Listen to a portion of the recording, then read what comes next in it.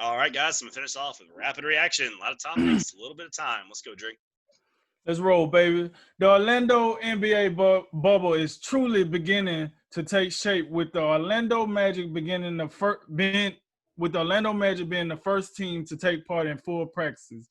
The Nets, Wizards, Suns, and Jazz also practiced Thursday.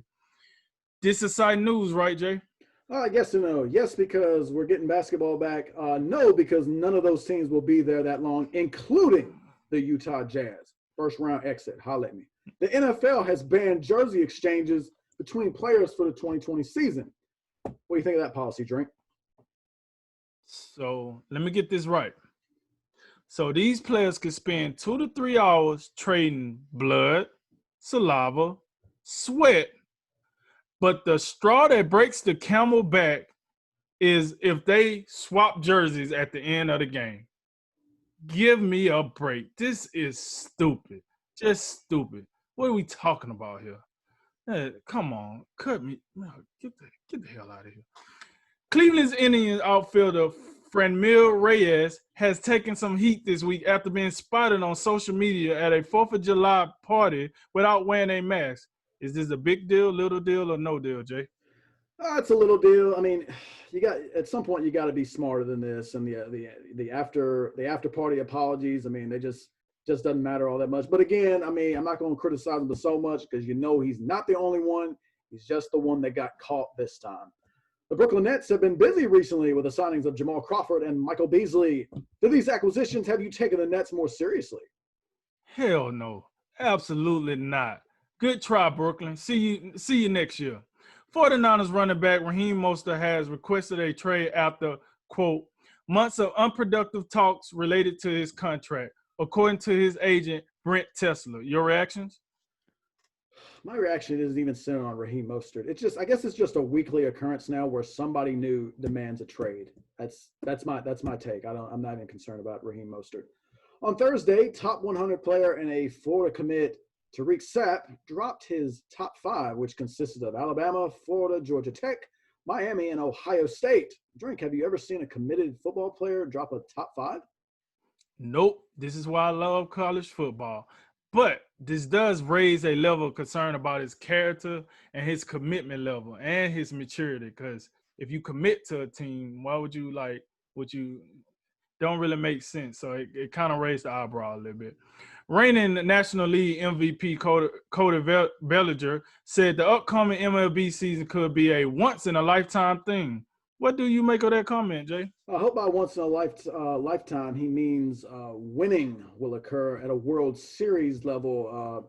I talked about this when the MLB postseason was going on last season. You're coming off a little bit like the next Clayton Kershaw from the batter's box, and that's not who you want to be. So you better show us something come playoff time. On Tuesday, Alabama Chancellor Finis St. John said at a White House summit for the reopening of America's schools, "We are planning to play the season at the University of Alabama." Drink, are you as confident as he is? Well, according to the latest news, no, I'm really not. But look, I love his enthusiasm. And one part that I forgot to mention in that was it was the president that asked him about where he gonna play, and I guess he didn't want to tell the president no. So he said, "Yeah, absolutely, we're gonna have a season." I bet he want to take that one back after this recent news. On Wednesday, the Ivy League announced the cancellation of all sports this fall due to the coronavirus pandemic. What are your thoughts on that decision, Jay?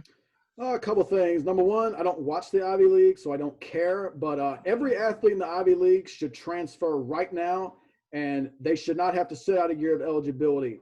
And by the way, as a sidebar, the Ivy League, I believe, is doing all virtual classroom things coming up for this year, but tuition prices remain the same. So they're an embarrassment. What do you know? Last one, tomorrow night on ESPN Plus on pay-per-view, it's UFC 251 in Abu Dhabi on Yas Island, and it's a UFC welterweight main event between the champ, Kamaru Usman, and the third-ranked Jorge Masvidal. What do you got, Drink?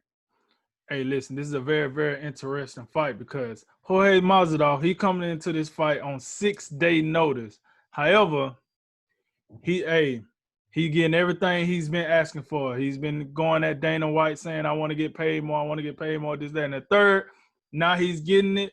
But on the other side of the coin, you got Kamaru Usman. Here's a guy that's done everything to be a superstar, just hasn't became a superstar yet. This is the fight that will take him to that level if he goes out here and take care of business.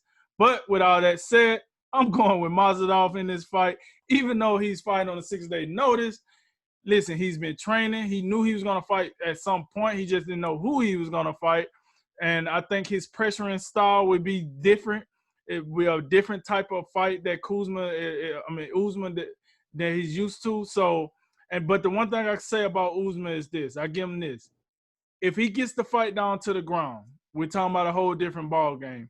Mazadov, he ain't out here trying to be fighting on the ground.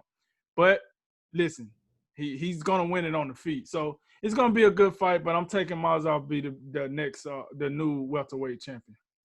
All right, that concludes today's Drink of Wisdom. I'm Cody Ward. I'm Jay Wise. And I'm Nathan Drinker. And remember, make tomorrow better than today, and make today better than yesterday. And you know what we gonna do? We gonna holler at you until next time, baby.